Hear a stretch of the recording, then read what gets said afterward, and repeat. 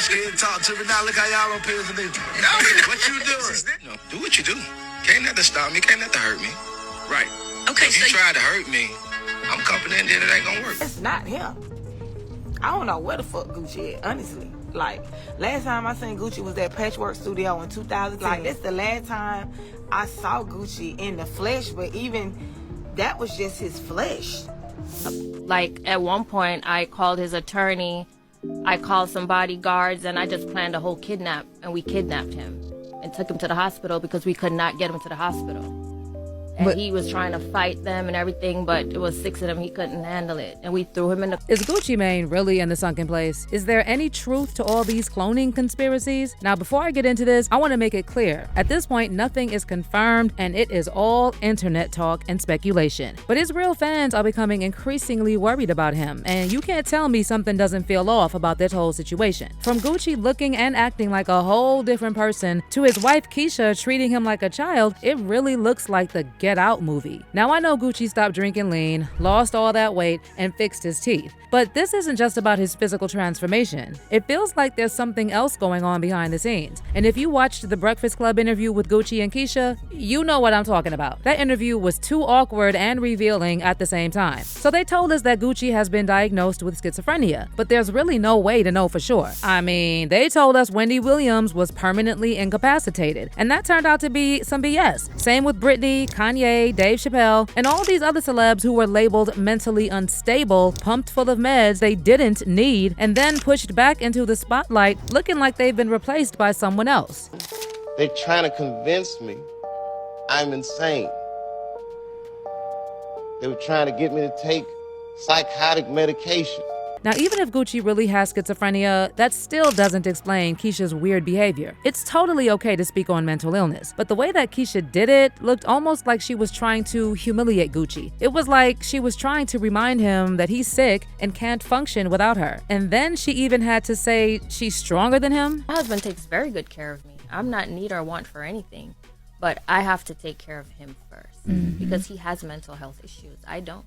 I'm stronger than he is. Like, why even emphasize that you're stronger and don't have mental health issues? And get this, when Charlamagne asked Keyshia if she's also in therapy, she said she doesn't need one because she's her own therapist. And this is a huge red flag because everyone knows that caretakers often need more therapy than the person they're caring for.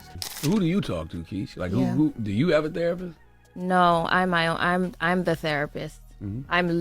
He'll tell you I'm like a real therapist. No, you're literally not a real therapist. If you go to Keyshia's website, you'll see she's now offering sessions for people struggling with bipolar disorder and other mental health issues for only $525 for an hour. But Keyshia is not a licensed therapist, so it's extremely weird that she's cosplaying as one. Why would a person diagnosed with something serious like bipolar disorder go to Gucci Mane's wife? Also, would an actual therapist refer to their patient as a madman? He's soft, he's this, he that. The madman is still there, so I try my best. I don't want them to provoke him because it will come back. Yeah, and he's very dangerous. So y'all listen, please leave him alone. And then what's also weird is how when Keyshia was describing Gucci's alleged episodes, all she talked about was how it affected her. Gucci was apparently being disrespectful and pushing her away. So Keyshia said she had to plan his kidnapping? Because it's like, he's like, I don't like you. I mean, the things he would say are really, really bad. And I just have to like take a deep breath. Like I said, I'm not talking to you right now. You want to sit here and be crazy alone? I'm not going to allow you to be crazy alone. Yeah. So, like, I have to, like, set a plan up. Like, at one point, I called his attorney, I called some bodyguards, and I just planned a whole kidnap, and we kidnapped him and took him to the hospital because we could not get him to the hospital. Now, I understand that in most cases, a person with schizophrenia who's in the middle of a severe episode will refuse treatment and won't go to a hospital on their own. However, involuntary transport to a hospital is supposed to be done by professionals like EMTs, crisis teams, or law enforcement, not by a bunch of random bodyguards who are not trained to deal with mental health patients. And the way Keyshia talked about it was all about how she made it happen and organized this kidnapping. And this isn't just weird. It's reckless to talk like this in public. She should have at least let people know not to try this if their loved one is having an episode. Because if you don't have professionals to help you, it can be extremely dangerous for everyone involved. I don't know, y'all, but the way Keyshia speaks about caregiving in these big, dramatic ways, it's like she's always centering herself. I'm his therapist. I saved him. I planned the kidnapping. It's almost like she wants Gucci to believe that there's no one else who could help him, and she's the only one who can deal with him. Now, here's where it gets even weirder. So I know people roll their eyes when they hear cloning, but we're not talking about actual cloning here. Think of it more like programming and using different meds to mess with a person's mind. Let me give you an example that screams red flag to me. In his memoir Episodes, Gucci described how during one of those so-called episodes he stood outside on the porch for 24 hours. And apparently this happened after he went to the dentist to get his teeth worked on and they used the anesthesia on him. And honestly, it sounded like he broke out of his programming after anesthesia and had an episode. But here's why this part about the dentist jumped out to me. Remember when Kanye revealed he got addicted to nitrous oxide after his dentist used it on him? Ryan Garcia, this I'm on the nitrous. And I was at the dentist's office the other day. I was taking a nitrous oxide. I suggested if anybody's like stressed out.